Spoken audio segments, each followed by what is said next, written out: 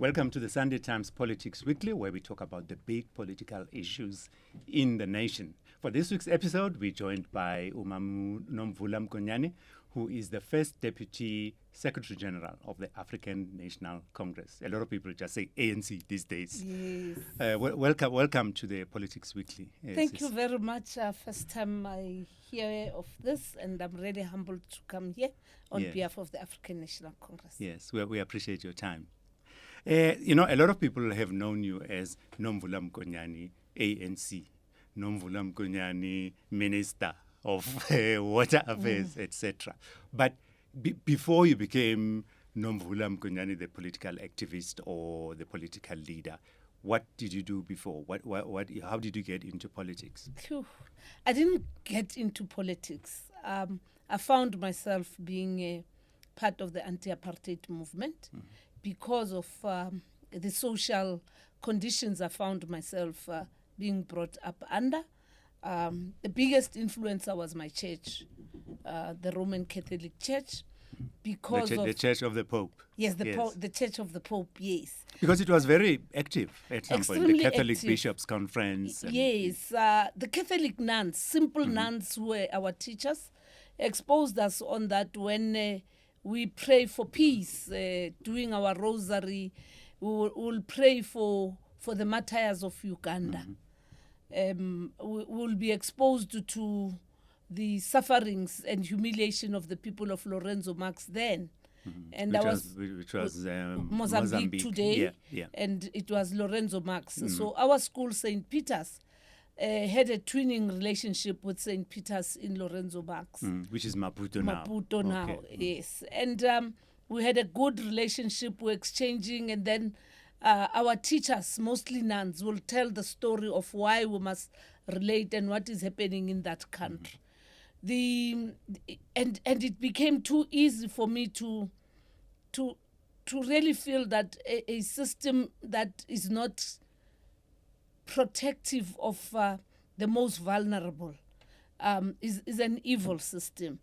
Then came also my own social upbringing. Like I'm saying, I come from a very staunch Catholic family, from a family that also was not just limited to our biological family, my mom and dad and siblings, a very inclusive family that included Aboba Mngane coming from KwaZulu Natal. That time I was Nomvula Mkize. So I'm born Mkize. Yes. So you had Aboba Mngane who lived at in hostels in Kagiso and anywhere in the reef, who would also relate and spend time at home. When their wives are here, they would move from the hostel near Hlempetini because Babu Mngane ukhona, noma Mngane bakhona, nolale dining room or nehla kuleso studio coach that time. So those kind of experiences of the migrant labor system and single sex hostels. Then my dad passed on. My mom had to become a single parent, and being a single parent, having to make choices every month end. Either I pay rent ka masipala, or I buy a bag of 12.5 kg so that my children can eat. And this month I buy a pair of shoes for the other one, and next month I will buy for the other one. And the house being closed because she couldn't afford to pay rent, and you have to sneak in through the window and be able to open. So, and it was a street of 10 houses. And at that time, I think 6 of the 10 houses were all cared for by single women who were widows. And there was a lot of commonality in our lives, and every child in that neighborhood belonged to every house. The solidarity I also learned from the Catholic nuns in Germany then, who adopted us, having never seen us, but they were the ones who would send a box of winter clothes. When it is winter, they will send a box of clothes for summer, and they will write a letter to Grace Mkize, my mother, and they will all be made to read the letter. from these people you've never seen We've never before. seen, but the church made sure that they twin with us, and they've known my mom when my mom was still a professional nurse in Kagiso at clinic, and then a daycare center where, again, that daycare center was our home. When it's after work, some of the kids would be taken home. So it's that also that exposed me. I saw the exploitation of women through my mother, the rights of women, including our home permit. My brother was the one on top of the permit. Now it's Oliver Mkhize. Basically the permit holder on behalf of, yes. even though he was younger. He's old. It's not his house, it's my mother's house. Yeah. But the law actually insisted that the eldest son must be the permit holder. So it's those things that exposed me to just standing for justice, social justice.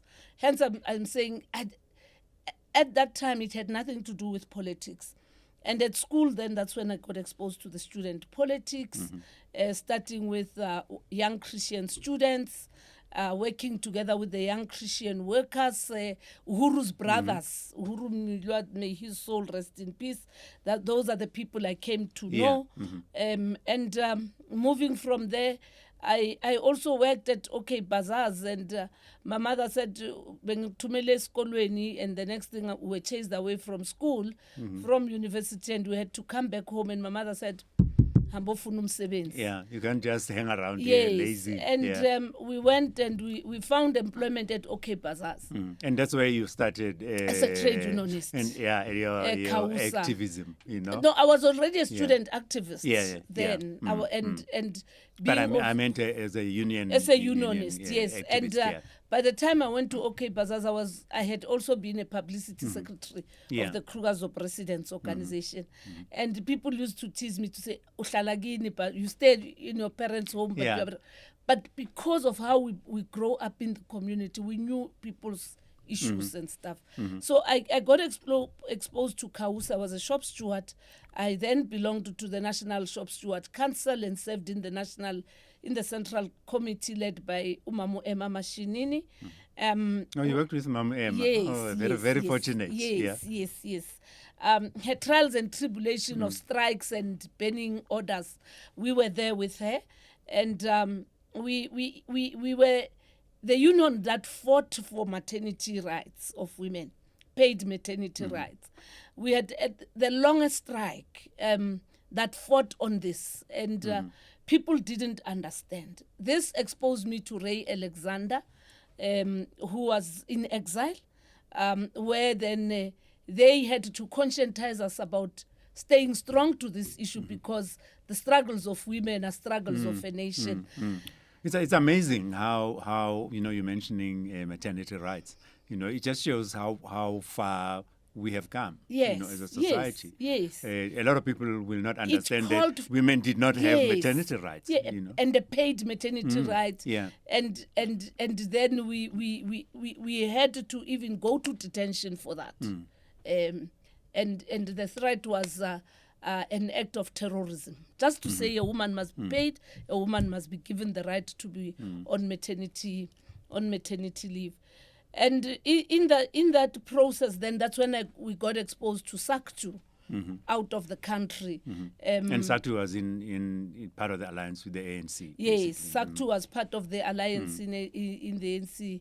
So comrades like myself, Abosis at Namulewa, may his soul rest in peace as well, we got exposed because then SACP had to bring politics to the strike. And we understood.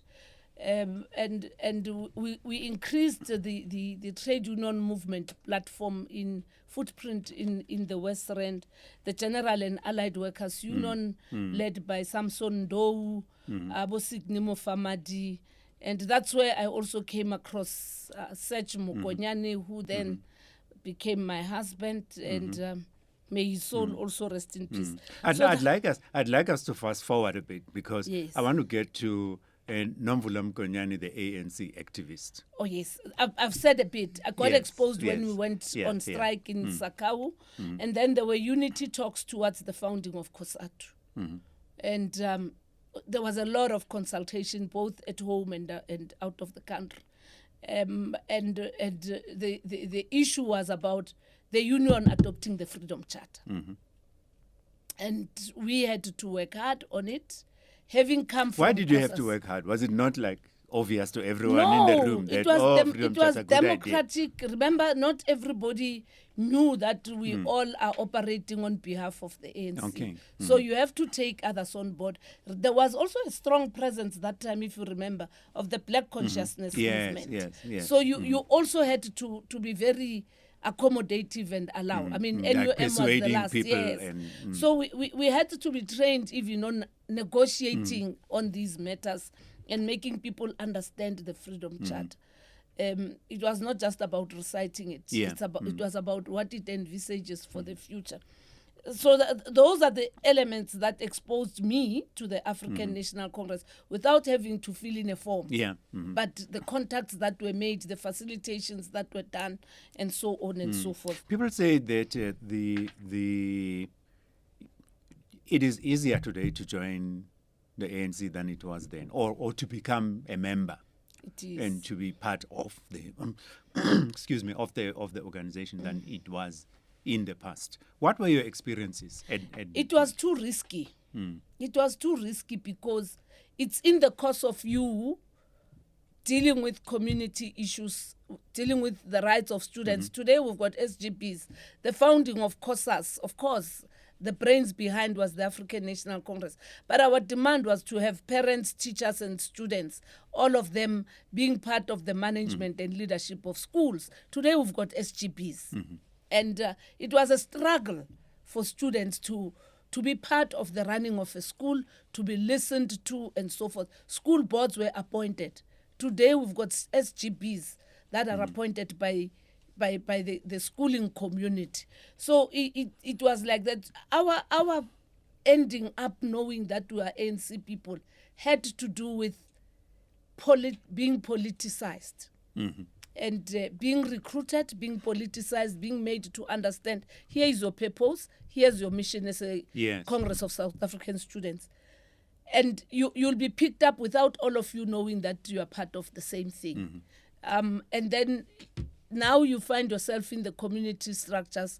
You run civic activities, projects, setting up advice centers in our township because we had to create alternative centers of people's power.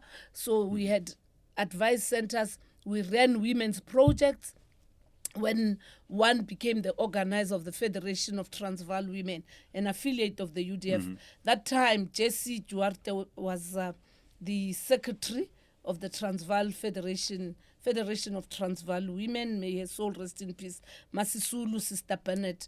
And they brought me into that, and Sis O'Hara. The only person, the two people who are remaining in it now, it's O'Hara Diseko and former Minister Comrade Susan Shabangu. Our work is the one that exposed everyone to the fact that we are operatives of the ANC. So detention, when you get detained, you are questioned about your ANC membership, but they couldn't find anything. So there was more of a risk. It was not an opportunistic thing to belong to the ANC. It was a choice you make, understanding the risk that comes with it. Without benefits whatsoever. With nothing. Actually, your home will get bombed. You'll be in detention. Your own wedding will be disrupted. And you'll be sometimes isolated in the community because you are this young woman who's making their kids to be detained and all those things. So it's my activism in Kagiso, in Krugersdorp, and the entire West Rand that brought me closer to the African National Congress. And of course, becoming Nomvula Mokonyane, being married to an activist who was also my own political commissar and a trade unionist in his own right. We worked well together. We then were blessed with 3 children, and our home, our life was a life of course, 2 lovebirds, but also risks of detention, isolation, bombings, kidnappings, arrests for illegal firearms, and all those things, punishments and stuff. And the only thing that kept me going was that I never regretted what I did, because, as I've said, my own upbringing exposed me to these injustices. I want us to fast forward, Yes. And take ourselves to today, South Africa today now. You are a very senior person in the ANC, and your party is after the last elections, your party is part of the GNU. How would you assess the state? What would you say is the state of the GNU today? Is it about to die? Is it going to carry on? How long can it last? We've gone through a strategic setback. The good thing is that the ANC has gone through turbulences over years. And one of the things I've said was that I think the time when the ANC was banned, that became the most serious challenge. But it had leaders that could adapt to those conditions and keep the ANC intact until they came back from exile after the negotiations. Where we are today, it's a setback that is worse because we're operating in a space of legality. It's a strategic setback, and the only good thing is that we had to appreciate that this organization is the organization of the people. Whether we go strong, we must humble ourselves and make sure that we use the little that we have to bring all interested parties together. That is the GNU. It's not what we wanted. It's what came through the processes of South Africans. We learned lessons out of it. As a result of the election. Yes. It's us who invited everybody into the GNU. And it was us, I remember, was at the results center as the head of elections, who went first to accept the outcomes of elections. We now have this GNU. It's an amoeba. It doesn't have a shape. And it having no shape, we are now forced to become adults in the room. Because it's a coming together of people historically never actually identified on anything about the future of this country. And hence there had to be a statement of intent that then says this is what brings us together. And having had that, then there had to be the 4 priorities that Comrade President had to present in Parliament as the priorities of the government of national unity. We have people in the government of national unity who have a mission. And the mission is not about transformation. It's not about equality. It's not about fighting for a non-racial society. You mean non-ANC people? Yes, in the GNU. Yes. And we have to also manage those characters who part of their mission, they have publicly said, is to bury the African National Congress. They said it. They were there when they... Are you talking about the DA? Yes, the Democratic Alliance. They said, amongst other things, they were there when the National Party collapsed. And this time, Zille said she wants to see the ANC being buried. But because we're not dealing with her alone as a person, we have an organization. It is their organization that has committed itself to remain in the government of national unity. However, it does need to be managed properly. It does also have to be dealt with in instances where it doesn't get measured on how it conducts itself outside of what is in the statement of intent, such as around the foreign policy, such as trying to undermine the role of the president in the country, the constitution, foreign policy. They're trying and are pushing that they deal with those issues, how they want to play a dual role of an opposition and the party in government. It is those things that the NC is hard at work trying to resolve, because this misbehavior also creates problems within our own constituents. I'm just saying it the township way. You know, nisijwayeza ngabelungu nishiya abantu abamnyama ngaphandle. Who abantu abamnyama, it's MKP and EFF. Oh, okay, yeah. And we have to patiently explain to people that In fact, even as we speak today, we would want as the NC to work with everybody and anybody into the GNU. But the challenge is that there are those who are putting conditions that cannot actually be met. How do you say, I want to be part of this GNU but remove your president?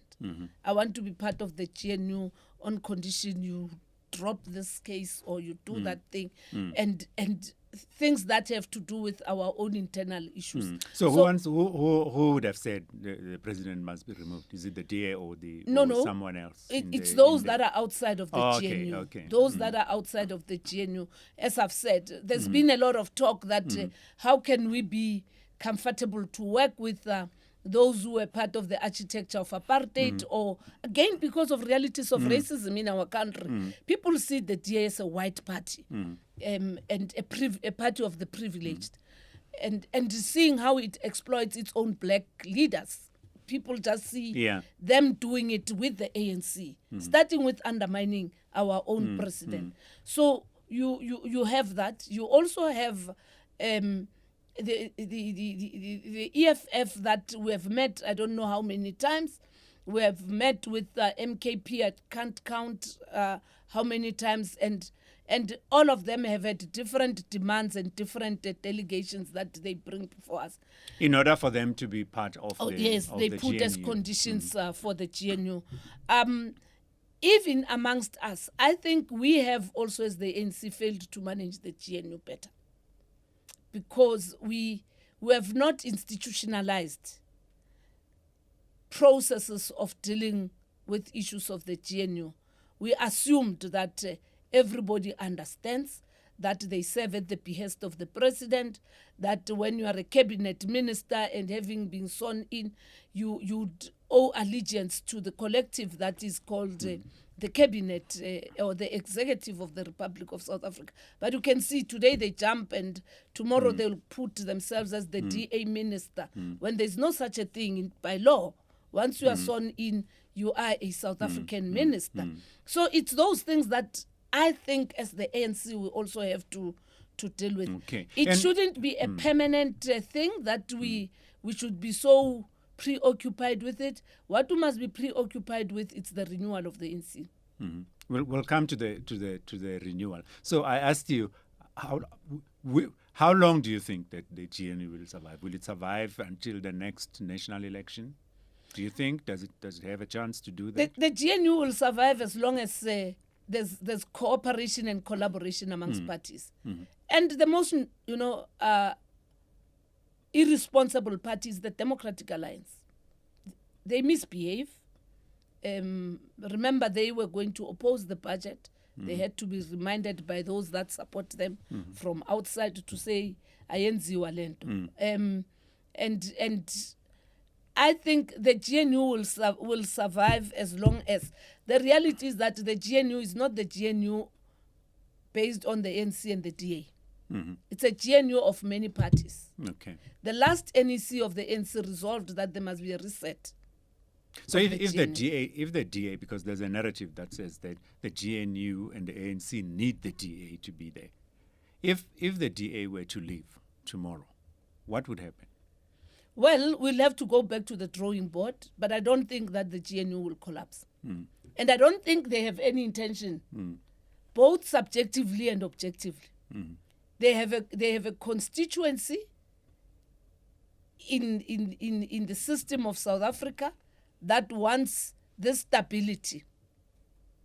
Two, they've got their own personal interests. I'm sure you have seen how Steenhuisen was excited being alongside Xi Jinping in China. Those blue lights and stuff. They are hard pressed to contest with the Freedom Front Plus for the constituents. So I don't belong to the DA, but I do believe that they find it difficult to take a decision.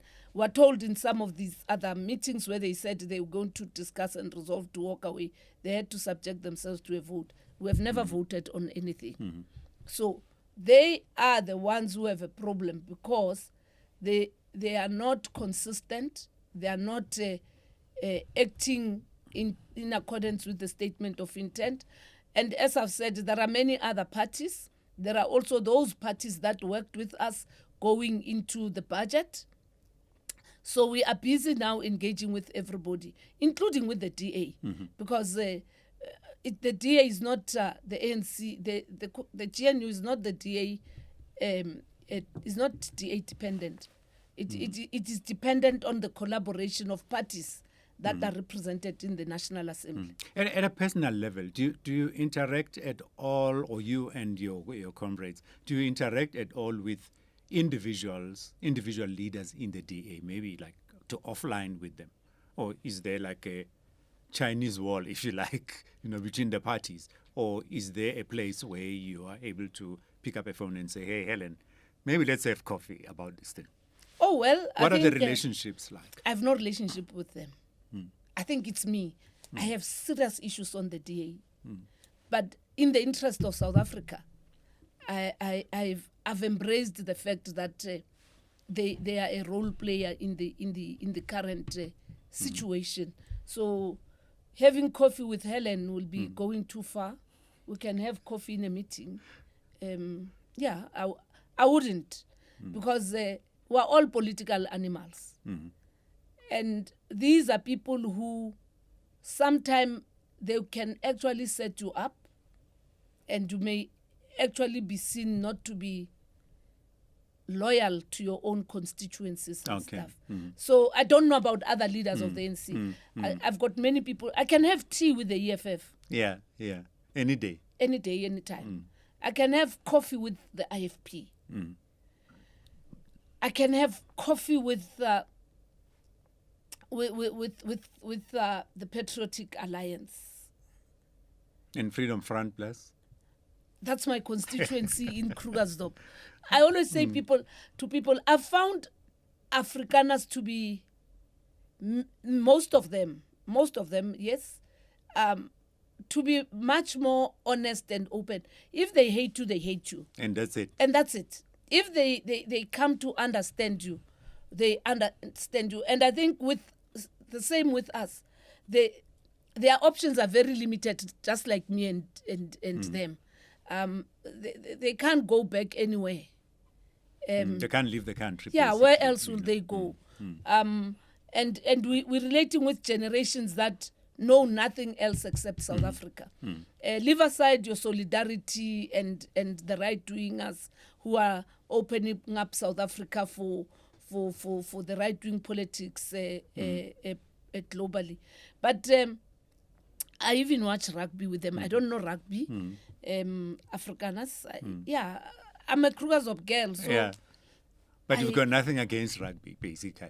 I don't even know rugby, but I join them. And now that my grandson plays rugby, I follow. When they scream, I scream. When they eat their steak and kleppies and coke, I drink my whiskey and we are fine. And you're good. Yes, and they're my neighbor. I'm a widow now. I live amongst them. It's them who come and knock and say, we haven't seen you. We don't see you this time. And when they go to Fort Trekker Hoogte to go and remember the Reblanche, then we swear at each other.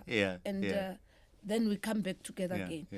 It's so different. It's a different breed. And they will tell you also why they are so uncomfortable with the DA. But they are comfortable with the Pan-Africanist Congress of Azania. In fact, when you sit with them, they will tell you the PAC is the Freedom Front of you black people. Tina, we are the PAC of white people. So it evens out. So they're nice to listen to. And let me tell you, many of them frown upon what has happened with the trips to the United States. To talk to Donald Trump and his and they think people. These were planted ideas. They're not genuine ideas. But Ms. Nomvula, I would like us to talk about another thing, the national dialogue.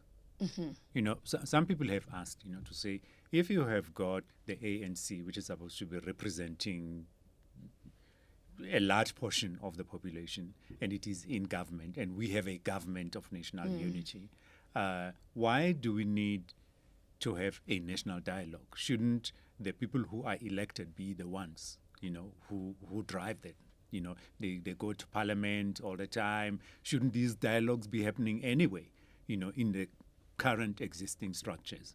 Do you think there could have been a disconnect somewhere? Because now even the president was saying it must be citizen-led. He's not saying it must be leader-led, if you see what I mean, that the ANC must not lead it. Yeah. Why, how does that occur? Look, I think the issue of the dialogue found a very toxic environment. It landed in a toxic environment. But it is something that is inherent in our culture. Imbizo, Kota, and so on. As well as what we saw as the move towards the adoption of the Freedom Charter, and what the Freedom Charter, including the preamble of the Constitution, the people shall govern the will of the people.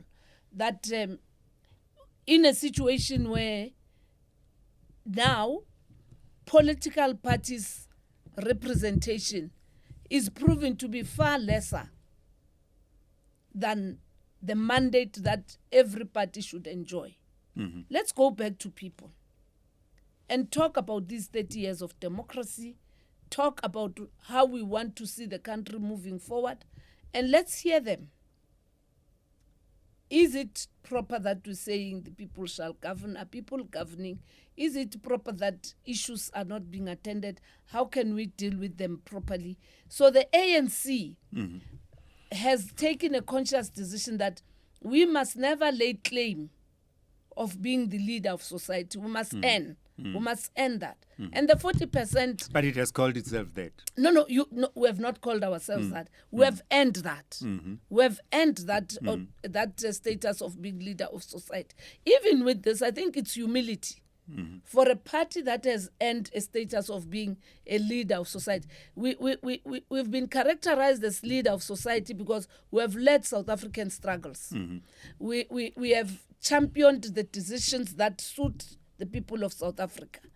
If those decisions and the struggles we have waged together have not yielded the results that satisfy our people, let's go and talk to the people and hear what has actually happened.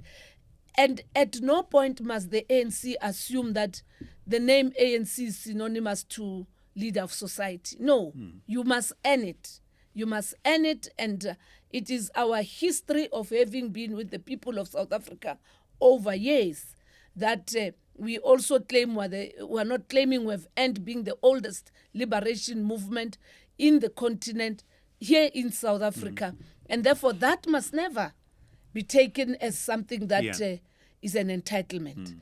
And it takes humility and courage for a party to actually do exactly that. So your role in the national dialogue is what? Is it just to listen, or is it what as the ANC? Yes, as a political party. We are participants, because parties have also been invited. We are participants. We are even preparing our own members to participate in those community dialogues that have been spoken about. Just last week, we had a workshop of our sectoral task team that reports to me, where we looked at preparing our structures, making sure that we internalize what the issues should be and how the ANC should also respond and even support some of the concerns that South Africans are raising. We can't shut our eyes around the issues of immigration. We can't shut our eyes around issues of corruption. We can't shut our eyes around issues of access to our public services and so forth. And we can't shut our eyes on the issues of accountability of public representatives. You can't have a ward councillor that wakes up and not know that there's going to be a protest in Coronation Park, in Ebony Park, in Mdeni, in Naledi, in Soweto. So it's those things that the ANC says, maybe let's take 3 steps back and see Bantwini. It's in our culture, we have done it, and we must even help the younger generation that leads the ANC to understand that the ANC is not the ANC of its members, it's the ANC of the people of South Africa. But if the support diminishes, then it means we are gradually shifting away from being the ANC of the people, but the ANC that is there for self-fulfillment. Okay. I wanted to ask you about, like in the next few months, give or take, we'll be going to the elections, the local elections. How would you rate the ANC's chances in those elections? I mean, is there any research that the ANC does to see what's going on, or just in talking to people on the ground? What sense are you getting? Look, we've had polls that the ANC has looked at, and we take those polls quite seriously. But it also calls on us to be also appreciating that there are polls that are also influenced by our opponents, sponsored and stuff. And there are polls that are very genuine. We've actually put our own research and stuff. We've gone out to our people. If you can look at it, the cause for renewal is ongoing. The last by-elections that we have had since 2024, the ANC has won even the wards that we have lost in the general elections, both in KwaZulu-Natal and in Gauteng, as well as in many other provinces. So that is a measure of us turning around, because we believe that majority of South Africans didn't come out and vote. And some didn't come out and vote the ANC, they stayed at home. And assessment is that they stayed at home because they didn't have a choice. And they felt, let's punish these ones that we belong to. We've gone back. Our approach is service delivery orientated. It's about accountability of public representatives. This coming Monday, we will be having an assembly of all ANC councillors being addressed by the president. We've had a workshop yesterday. We're meeting again today. Over the coming 2 days, over the weekend, we're looking at how we deal with issues of service delivery, accountability, and reconnecting with our communities. We have also infused the issue about political education. Because if we all are not educated about what the ANC is for in this country, people then assume that this ANC is about us, members of the African National Congress. There's hope.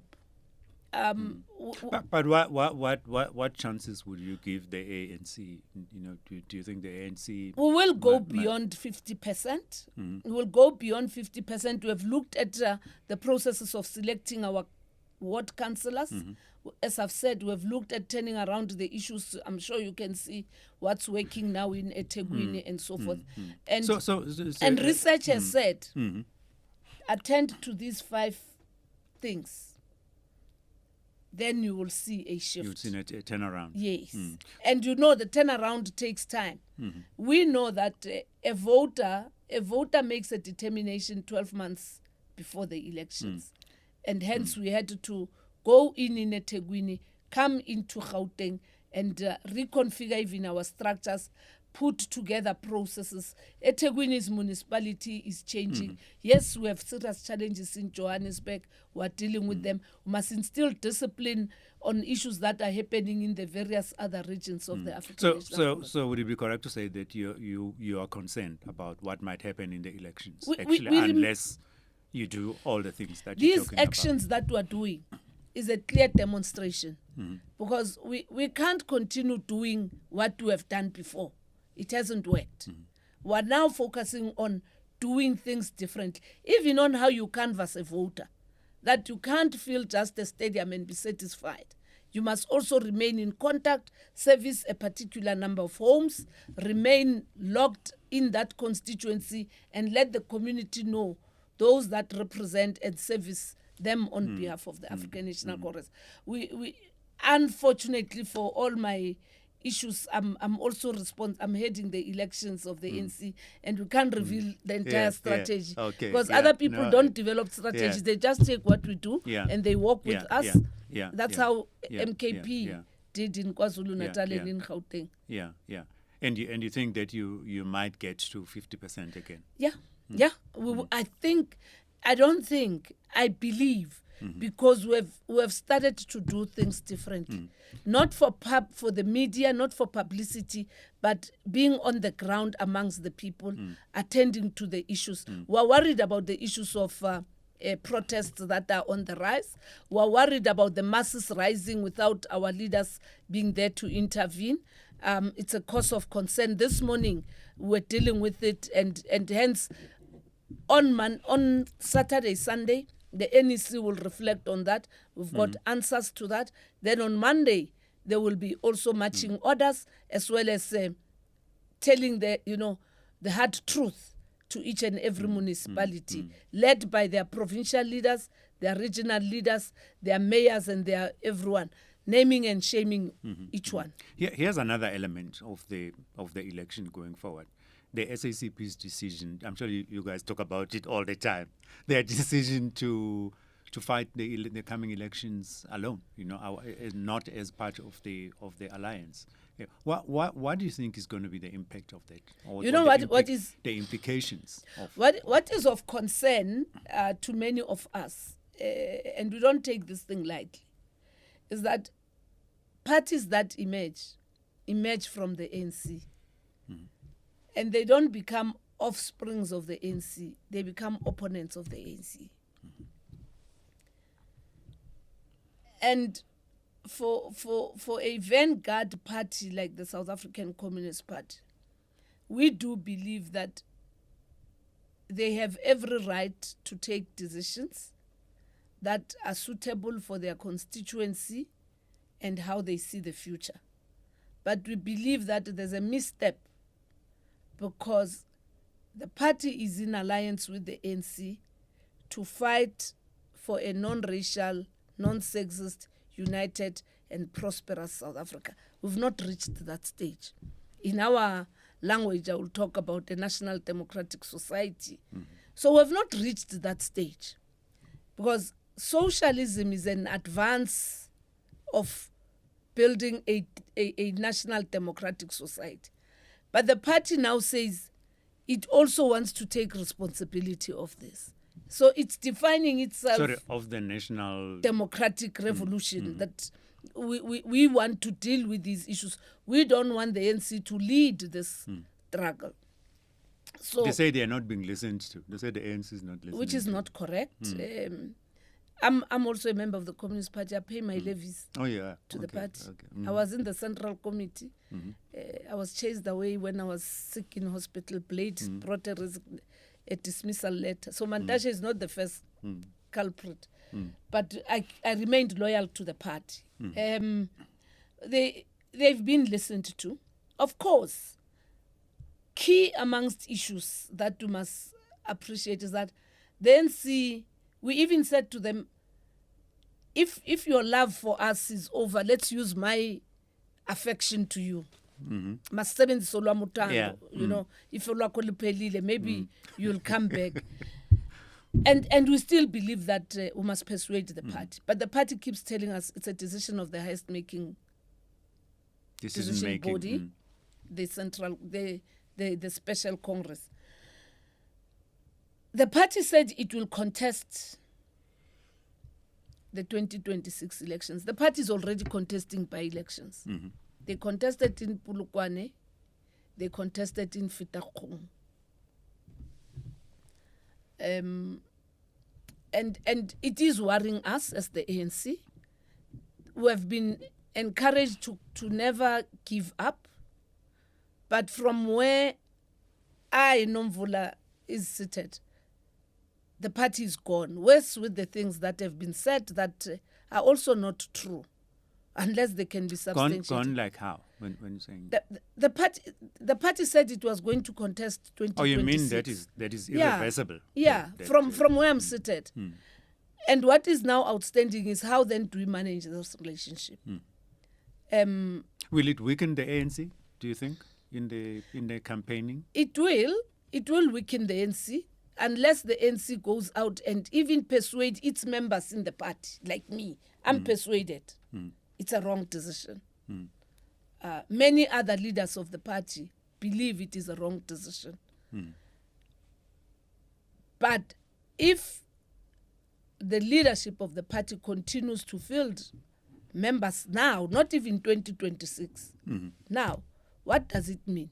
We can't strategize together because now we're contesting in the same space for the same votes.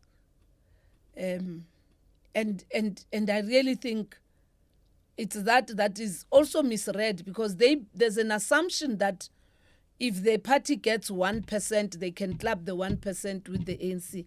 With local government, it's even worse, because we've seen just now the party got less than 20 votes in one of the wards and all those things. It's a waste of those votes compared to those votes being with us, because the weight of it becomes different. And they actually distort even what happened in Limpopo in one of the by-elections, that if they had participated, they would have had a seat. It's not as easy as that. I do hope that the leadership of the party will reflect on this matter. We have resolved that we also need an alliance summit to come and discuss these issues. Now, not through bilaterals, but with SANCO, with COSATU, with the South African Communist Party and ourselves. With all the components of the alliance present. I want us to rush a bit before we run out of time. You mentioned the renewal program of the ANC. How would you rate it? Is it at 10%, 50%, 90%? That's mechanical. Where is it? Because it's talking about a lot, but it's. I just want us to get a sense of where it has moved from the platform. The train has moved from the platform. I would say it's in motion. Why am I saying it is in motion? It is in motion because these things that I'm raising about accountability, calling councillors, making everybody to account, having a war room on service delivery, making sure that we interact with sectors, not on the eve of elections, but now a year or so away from elections. It's part of renewal. Having foundational political education programs, it's part of that renewal. So all I can say, it's in motion. Yes, it sometimes faces hurdles because the culture of the organization is also foreign to others.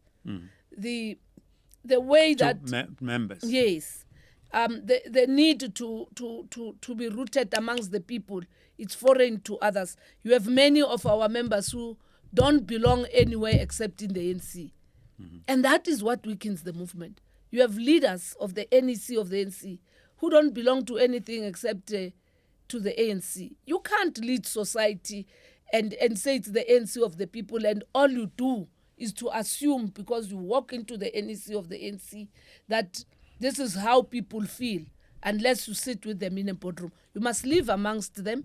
You must be amongst them. You must belong where they are. Society is organized in different forms. And if you ask me, what is the risk? The risk is us having leadership that is not rooted amongst the people. You've been in the women's struggles, while you are in the ANC, but you've also been, very active in the women's struggles for advancement and emancipation. You in FETRO and Women's League, etc. And I'm still in the league. And you're still in the league. Now, I wanted to ask you, is the ANC ready to have a female president? Yes. Why do you say that? From what we're reading and seeing, it's the people who are campaigning and talking. I think the only person that I saw talking about leadership was Dr. Gwen Ramakgopa recently, basically being critical of the fact that women have not, women in the ANC have not supported each other. Do you agree with that view? She said that. Yes. Do you agree? Do you have a? No, I think. The nature of the African National, the ANC is a very conservative organization. And this thing called patriarchy works stronger when women are used against one another. And also being used opportunistically, the issue of women leadership by women who are not committed to the emancipation of women. They will sneak in. Because they are the right tool to be used by men against others. That's our problem. But organizationally, when you look at membership and everything, it is us women who work tirelessly for this movement, both as as volunteers, both as members. The biggest membership of the ANC is found amongst women, young and old. The processes of the ANC themselves are the ones that create a problem, some challenges when women emerge. Or women have to emerge. The reason why I believe that it is possible, I'm a generation that was in the first national conference of the ANC, where we walked in there, being part of the ANC, but upon arriving at the conference of the African National Congress, having advocated amongst ourselves and lobbied each other, women stood united, and we left that conference with a 30% representation of women. Tara Likota was the chair of that conference. It took Madiba to now ask conference to listen to women. Abo Sis Lindiwe Mabuza, Abo Sis Barbara Masikela, Abo Mamu Adelaide Tambo, and many others. If we have been able to realize those goals, why must it be difficult to have a woman president? And I think we've reached a stage where it must no longer be an issue of a woman president. Is to say women are eligible. They're eligible even if they can be 7 of them. We've had the ANC being led by 6 men or 5 men and 1 woman. I'm a proponent of women taking over the ANC. Whether you are alone, make your voice known. Don't be a drum majorette. And don't see the problem when it is your opportunity. Remain consistent on it. And I'm one of those that are saying, when the right opportunity comes, we as ANC women must embrace one another, even if it is against those that assume, because it's an act of assumption. Yeah. And there's never been a moment where women are not ready. Women took up arms in Umkhonto weSizwe. Women, Albertina Sisulu looked after the UDF here at home. Sister Barnard and many others. Women died. Abo Pili died for this organization. So why must somebody be saying, why are women ready? The ANC is very conservative. I'm part of it. It's very conservative. When is it going to be unconservative? It's a reflection of our society. Every time when it is to be about a woman, there must be some justification. We must actually nudge everybody. But when it is men, whether the man knows the East from the West, it's immaterial. And more directly, would you stand for president of the ANC? If the ANC structures are calling for anyone to stand and that person is eligible in line with the ANC constitution, why must you stop that person? But you would stand. I would stand if the processes of the ANC... If your name is put forward. Yes. And I think even if there can be 6 women contesting for the president, nothing stops that. Men have contested Beboto.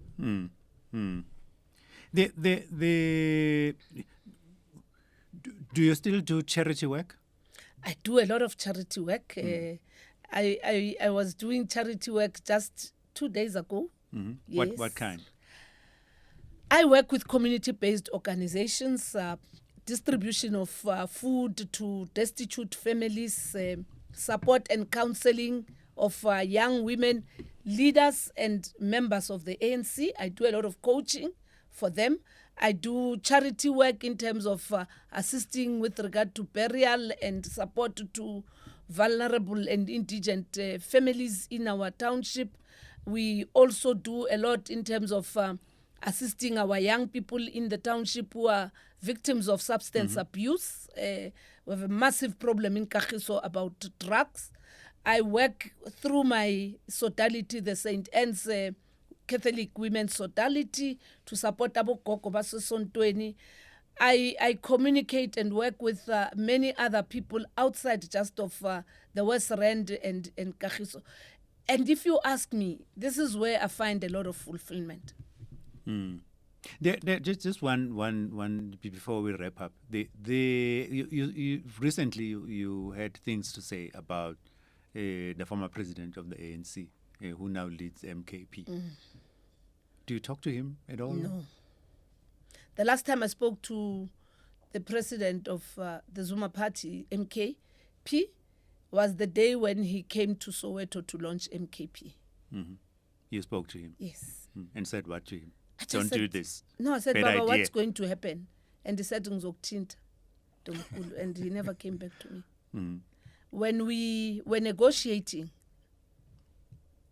before even going into the negotiations, myself and the SG were assigned to go and talk to him. We tried every corner. And we even had Mtumiseni Ntuli go into his place. Mm-hmm. He waited there for almost 7 hours, and he was met for 40 minutes. And he never spoke to me. He's never returned our calls. When we're discussing the processes of consultation on the GNU, we called him. And he never came back to us. Instead, I was told that he's sending people. The people who were working with him then told us that no, he's sending people to come and meet with you and stuff. Yeah, it's the worst of what I will remember in the history of the ANC. A former president of the ANC doing what he has done. So he could never come back to the ANC? Prospects of him coming back? He'll join as a member. Is he still a member? Because no, he's no longer a member. Hmm. There's a constitutional So clause in the ANC. Dual membership is only of the South African Communist Party and the ANC. And no one else? No other party. And remember what they've done to Floyd. I was asking myself, why does he become so hard? Remember, Baba is the alpha and omega that side. Yes, but he says Yana is a member, but he says Floyd can't be a member. So, yeah, but I have nothing to speak and explain about MKP. But way back, you would have been among the people who supported him. 2007. You know what? 2007. You know what? I supported every president. Yeah. It's just that the tensions in the movement exposed my support to President Zuma. The reason why I was chased by Plate Nzimande from the South African Communist Party were led here by Mbazi Mashilowa in Gauteng. And we were told that we're defending the 1996 class project. And it's because we're defending the president. Here is Zuma. One of the things I'm consistent about, I will defend any president, any leader elected democratically. And I will work hard under his leadership. But what I can't stand is when the person betrays what has made me to know him from the ANC. It's him who said to us, even if you can hate somebody, don't actually hate the ANC. It's him who said to us, there may be problems in the movement, but never abandon the African National Congress. So whatever his problems, he's the last to have done what he did. Because I see that as an act of betrayal. Of the organization. Of the organization and those who supported him. On a principle that he's a president. Why don't you let that person to lead? The organizational processes will be the ones that deal with that person, not you. And when you go and campaign, you become a tribalist and you say, no, there's an ANC of Ramaphosa.